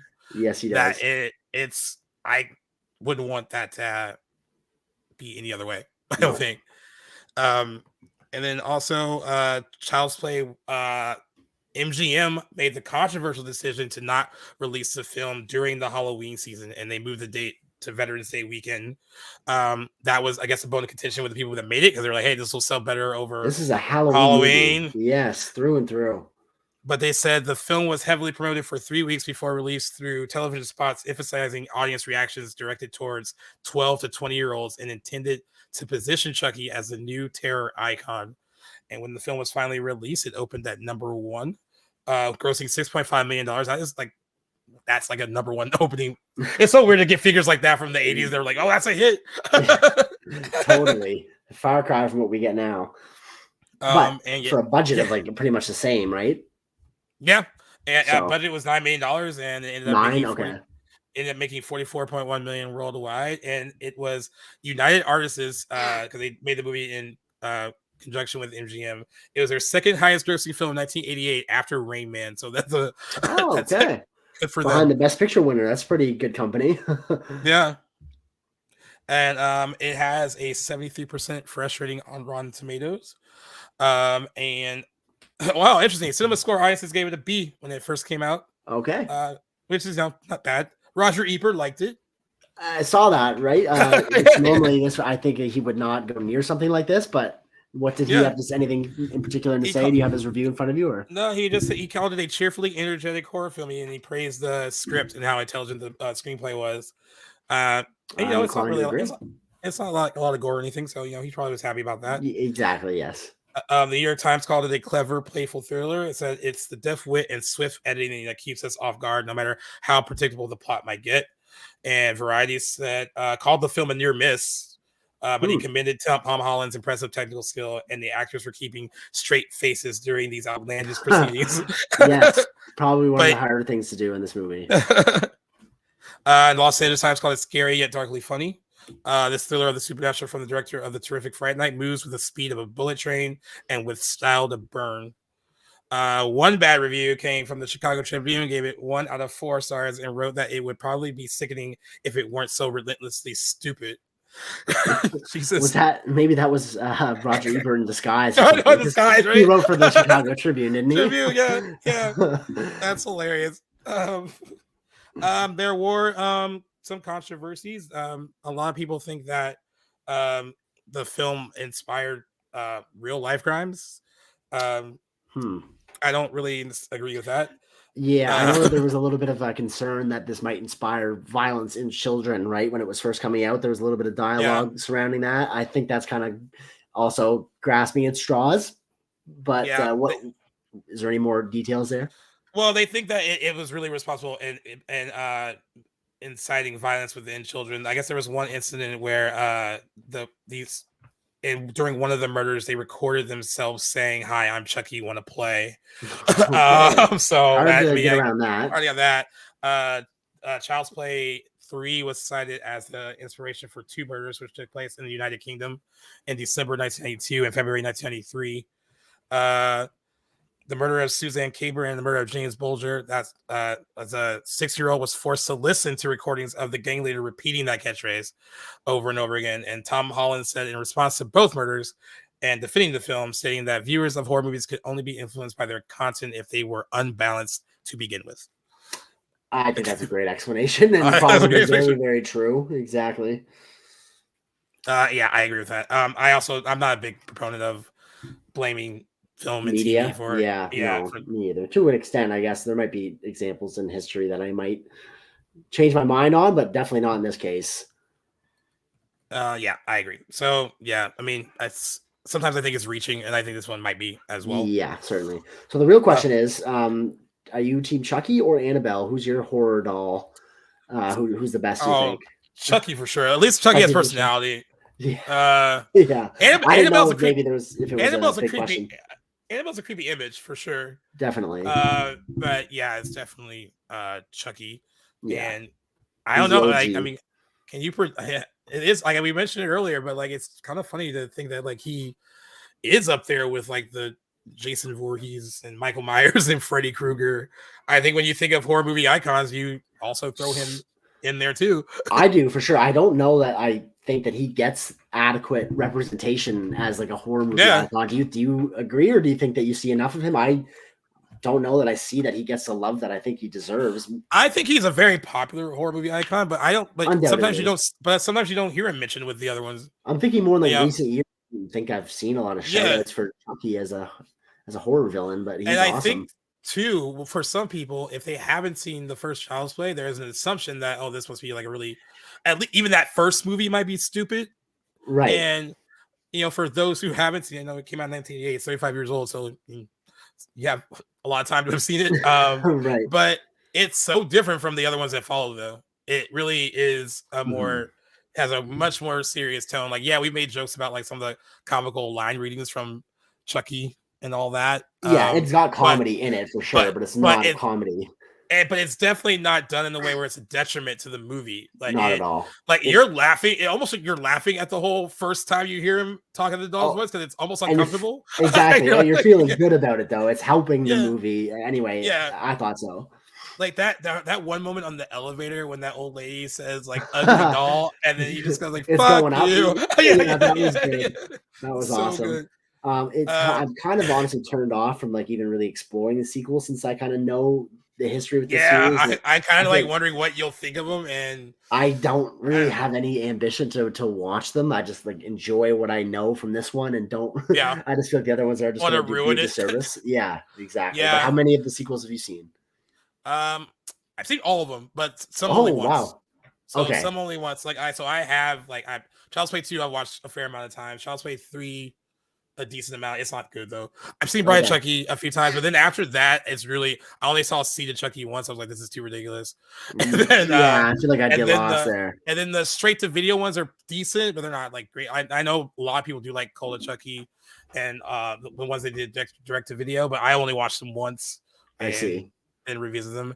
The first one I can revisit over and over again. It's just It's written and directed by people associated with the first, right? Don Mancini. Yeah, and he's managed to kind of take this concept and really expand on it. And it's really cool to see like the original writer still involved in all of these for the most part. So that's Tom Holland nice must to have see. said no way. He did. I'm not sure if he was invited on to do any of the sequels, but he definitely isn't attached. No.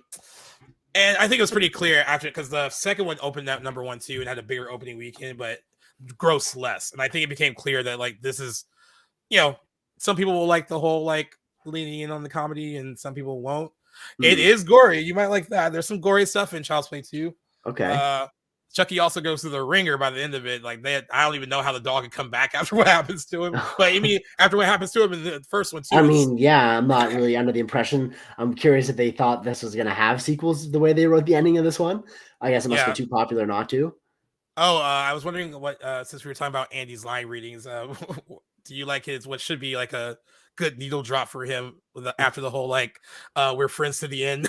Yes. Remember? This is the end, Chucky. Whatever he says. Friend, and like what do we give Andy on that? What do we give Andy on that line?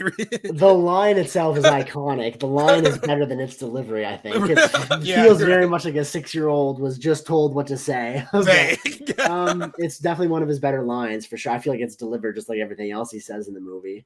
Right. But yeah, this is the end, friend. Yeah, no, awesome, iconic horror movie line. Yeah.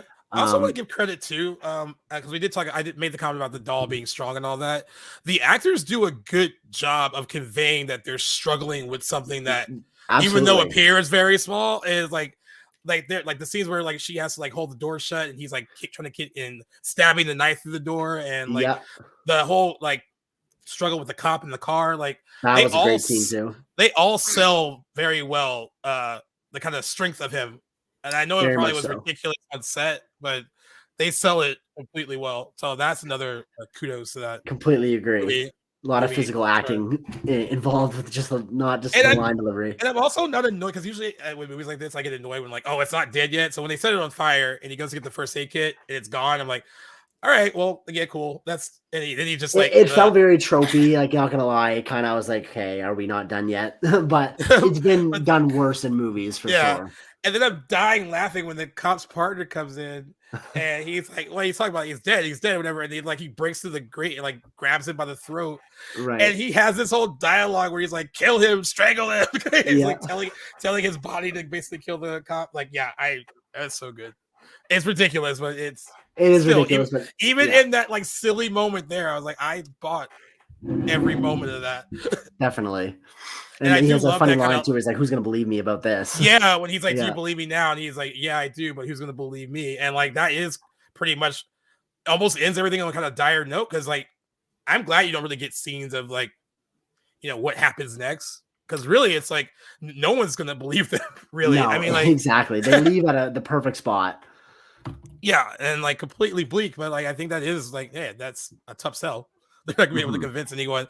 Even if you do see a dead doll and there's blood everywhere, like that shot through the heart makes everything splatter against the wall. But like, how are you really going to explain that? I don't know how you're going to sell that regardless to anybody. But ends on a perfectly fine note. Like that. I mean, the fact that it doesn't like lose itself in like during the climax of the movie, like because like some of these movies could easily after building all that tension that pretty well throughout that first 45 minutes or so. And I still think it, even though like it kind of reminds me a bit of like when I watched The Lost Boys for Halloween, and the last 15 minutes of that movie is completely chaotic, but they make that work.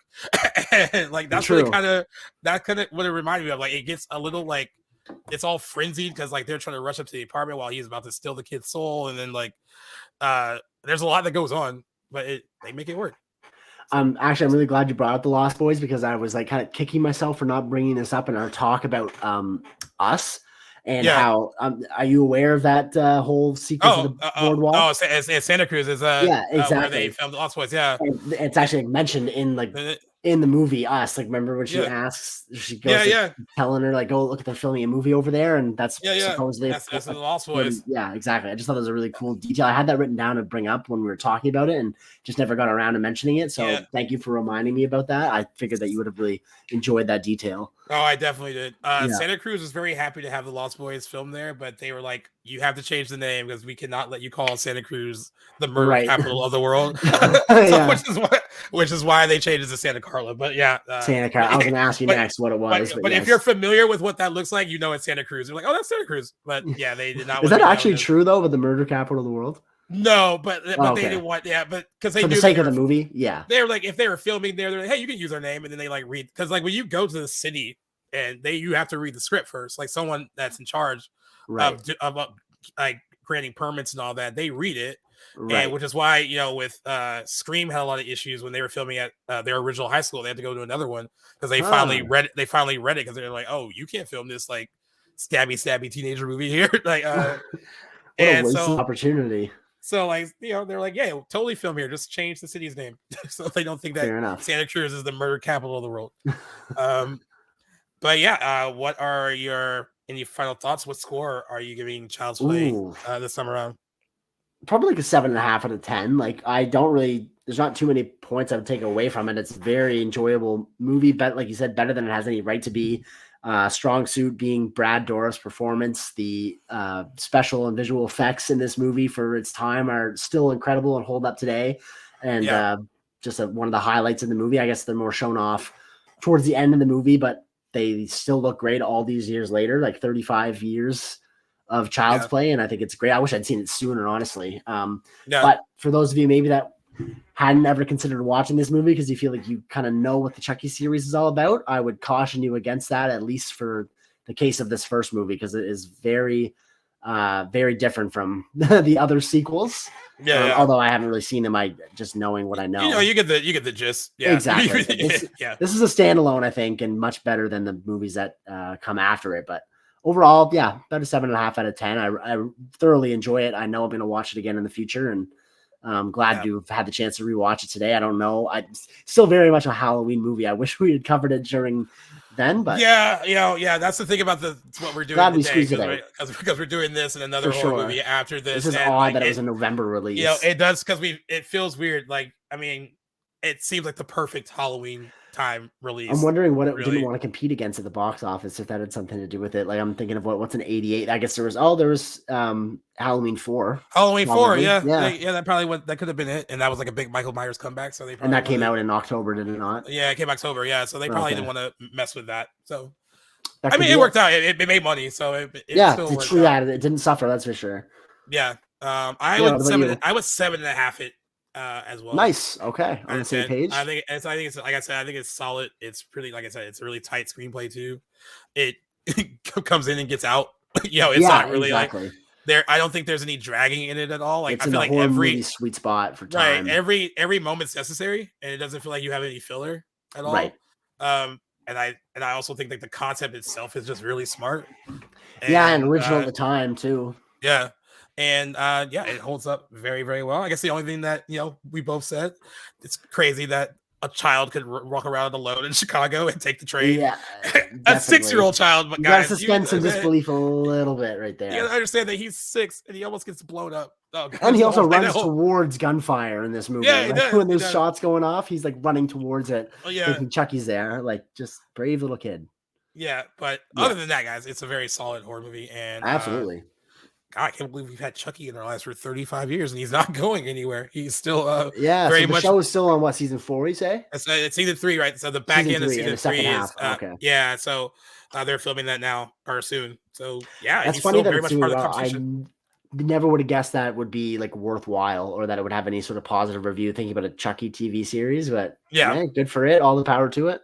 3 Yep. seasons is a little long. I could see it being shorter, but Yeah. I wonder how long they'll go with that. It gives me faith that I feel like other horror movies could benefit from the TV treatment. Like I said that about Hellraiser. I think that would be a good show. I agree too. I guess think we'll find out even with like Friday the 13th too. and I think Halloween at this point probably might be better on TV than in movie form. So I still gotta squeeze in ends. Halloween. Oh yeah. Still gonna do it. Yeah. I remember I was like low key hoping that like, oh, he's gonna love kills now. And you're like, yeah, I was all wrong about it. And you're like, yeah, I still have the same issues with it. I love Michael Myers in it though, but I don't anticipate that it'll be a fun watch for ends, but we'll see. I don't know. What did someone say on Twitter? They was during Halloween, and they were like, I don't care what anyone says about Halloween Kills. Like it has fucking Michael Myers in God mode, and that's all I needed. Yeah, and I completely agree with that. And Yeah, he's the best part of that movie, but everything without him in it, I really couldn't stand. You just cringe. It's so it just takes away. All the stuff at the hospital. You're like, ugh. Yes, exactly.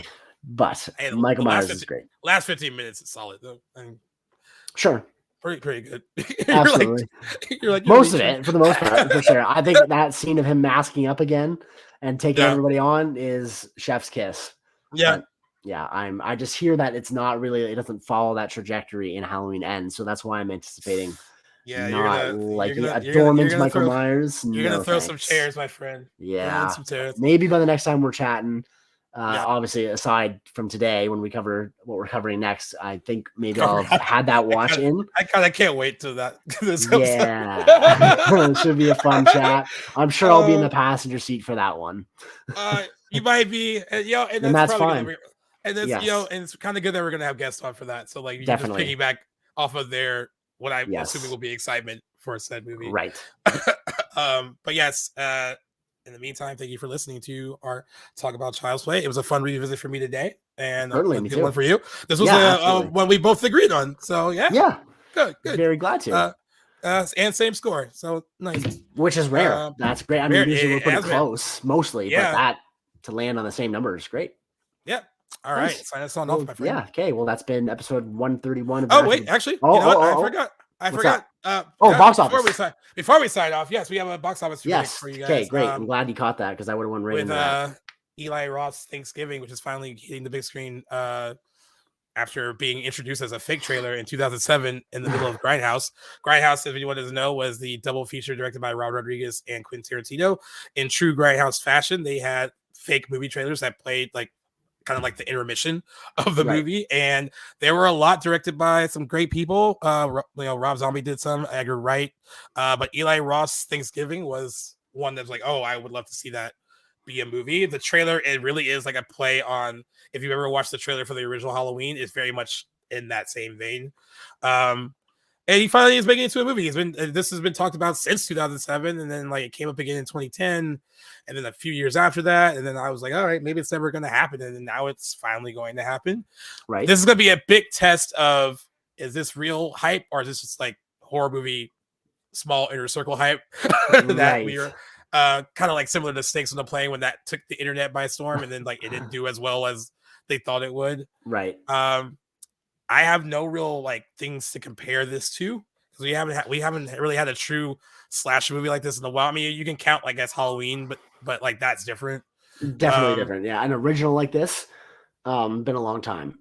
Yeah. So, and Eli Roth has had a huge hit in theaters in a very long time too. So that's another caveat. Addison Rae is in it though. She's a huge TikToker. Great. Oh god. I don't know. Pulling in some of the younger audiences. I'm wondering if she's going to bring in folks, but we'll see. I'm just throwing a figure out there. I don't really know how else to research it. But I'm hoping for the best. Yeah. It definitely isn't going to be number one. That's probably going to be Hunger Games. Yeah. But let's see if I can pull up any tracking for it. Oh, the world's sexiest man, Patrick Dempsey, is the top billed cast in Eli Roth's. Oh, that is true. He was just awarded that award, I think, over the weekend. Yeah, People Magazine forgot what year it was, and they gave it to him. Definitely a little late to the game for sure. I'm looking for the budget of Thanksgiving. Probably small, I would assume. I'm not seeing it on IMDb yet. It's not listed there at the bottom. But yeah, probably small. But trying to see if there's anyone that's predicted. Okay, so on the low end, some tracking says 10 million. Okay, that's kind of what went to my mind immediately without any sort of context. On the high end, 15. Okay. I was going to go with 15. Okay. That might be too much. I can't tell. I still can't tell if it's like us in the horror circles hyping this up or did it reach beyond that. You really can't tell. Yeah, I guess I think the Hunger Games sequel or prequel movie will probably take away some audiences, but I mean, a seasonal slasher I think might draw some people. Like I'm thinking higher end than 10, but I think I'd probably cut it off at like 13. Probably be my guess. Oh, 18A too. That'll impact viewership, but it's going to be pretty tight. It's got a killer tagline from a tried and true director. Yeah. I'm going to give it the benefit of the doubt and say it does better than tracking, but I'm going to probably go with 13, I think. 13? All right, 13 for you, 15 for me. Okay. I'm seeing it on Thursday, so we'll see. Oh, nice. Can't wait to hear your thoughts. Turns out. I can't say I will be seeing Hunger Games. It's not like I don't want to see it, but when I found out it was almost 3 hours, I was like, I do not need that movie to be 3 hours. Oh actually my long. God. I was the straight up nerve, guys. I mean, I heard the book is pretty extensive, so I'll give it the benefit of the doubt, but I'd have to be in a special kind of mood to sit through 3 hours of that. Oh my Lord. That's insane. I had no idea it was going to be anywhere near 3 hours. Yeah. That's tough. No thanks. Yeah, hopefully we're close. And you know what? We will bring back having you guys predict these box office things too. I keep forgetting to post them because I have to post a lot. So I think including you guys in what you think the opening weekends are going to be will be a good thing to start up again. So we'll want to hear your predictions for Thanksgiving and see if you guys see who wins. Absolutely. So now you can send us. Okay, with that being said, box office predictions in. Thanks, guys, for joining us on episode of 131, where we covered Child's Play. Great to revisit this classic 35 years later. Guys, follow us anywhere on socials or anywhere where you guys get your podcasts at Back to the Blockbuster. Thanks a lot for joining us. Gaius, I'll see you very shortly where we cover I Still Know What You Did Last Summer. We'll see you then, and take care, guys. Peace. You gotta love that enthusiasm. Definitely. It's a little bit manufactured. A little bit. All right. That's great. Bye, guys.